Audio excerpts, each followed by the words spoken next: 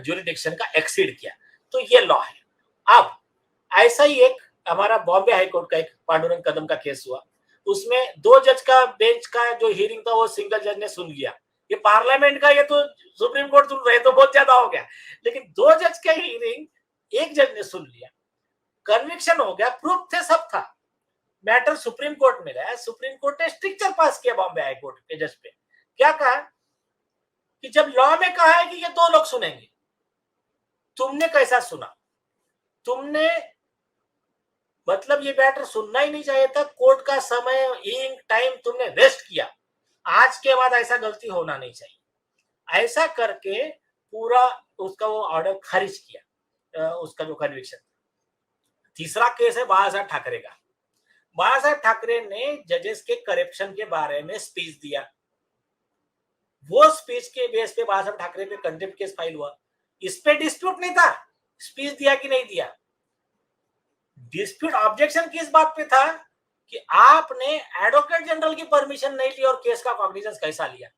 तो हाईकोर्ट ने बोला क्या फर्क पड़ता है, आपका ही वर्ड लिखा है कोर्ट ने, प्रिंसिपल ऑफ नेचुरल जस्टिस का हमने पालन किया, आपको पूरा सुनने का मौका दिया, आपका डिफेंस रखने का मौका दिया, तो फिर उसमें एडवोकेट जनरल की परमिशन नहीं भी लिया तो कुछ फर्क नहीं पड़ता है करके सजा दे दी बाला साहब ठाकरे को।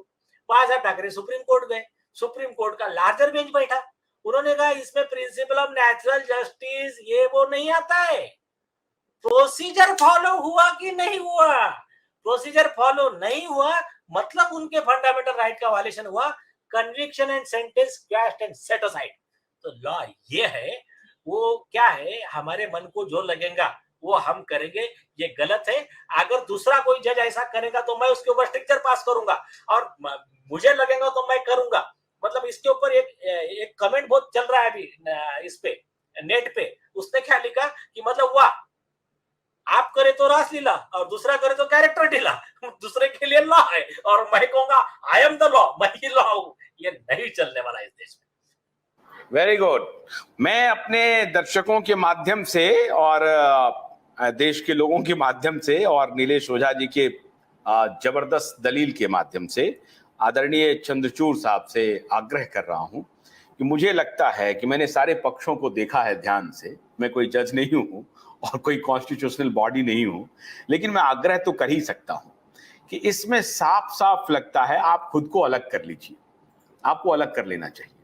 और आप ज्यादा से ज्यादा ये कह सकते हैं कि दूसरा बेंच सुनेगा, और मैं पूरे यकीन के साथ कहता हूं कि दूसरा बेंच सिर्फ यही कह सकता है कि संसद इस पर लार्जर डिस्कोर्स करे, और संसद इस पर डिस्कोर्स करने के बाद अगर संसद चाहती है कि ये लॉ बनना चाहिए तो वो अपना लॉ बनाएगी, उसके बाद देखेंगे कि किसको क्या राइट मिलना चाहिए, क्या नहीं मिलना चाहिए।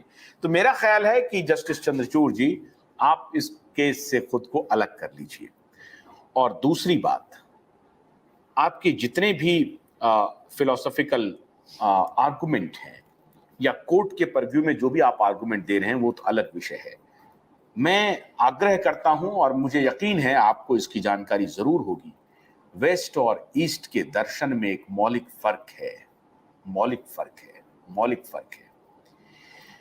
वेस्ट का दर्शन स्त्री पुरुष के संबंध को आनंद का विषय समझता है, हमारा दर्शन आनंद का विषय नहीं समझता है।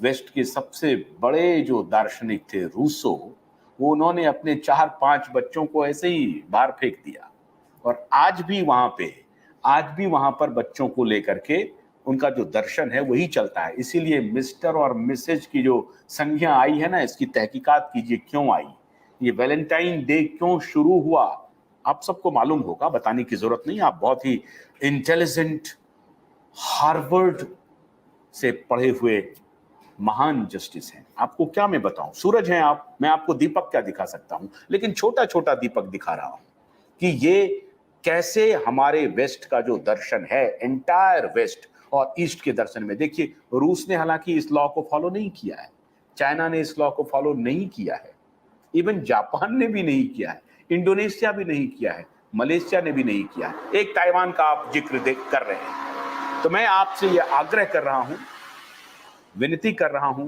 कि आप भारतीय दर्शन को भी ठीक से समझिए और षड दर्शन का अध्ययन कीजिए, षड दर्शन का अध्ययन कीजिए और अष्टावक्र गीता पढ़ लीजिए, तो आपको नेचुरल जस्टिस के बारे में भी इल्म हो जाएगा।